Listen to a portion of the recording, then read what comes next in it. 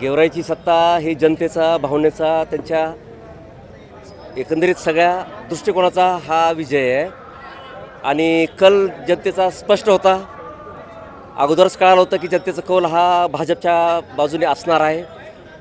आणि त्या दिशेने वाटचाल झाली. विकासावरती लोकांनी विश्वास ठेवला होता आणि तोच कौल आज आपल्याला पाहायला मिळाला. हे निकाल निश्चित होता हा असा. दादा, गेवराईमध्ये जो राडा झाला होता त्या दरम्यान सगळ्या माध्यमांनी तुमची प्रतिक्रिया घेण्याचा प्रयत्न केला. तुम्ही मनसोक्त आता बोला अशी आमची विनंती आहे तुम्हाला. मनसोक्त बोला, विनंती आमची.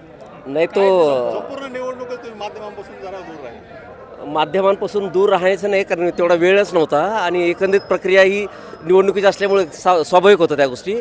आणि तो बाकीचा जो राडा वगैरे हा जो विषय होता तो समोरच्या माणसांनी देखावा केला होता.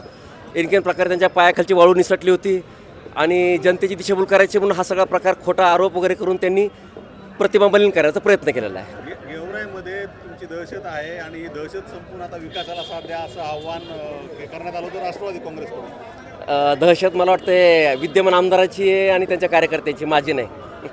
खरं तर तुम्हाला एक दिवसाची पोलीस कोठडी देखील जावं लागलं होतं. त्याच्यामुळे काय नेमका विरोधकांचा प्लॅन होता?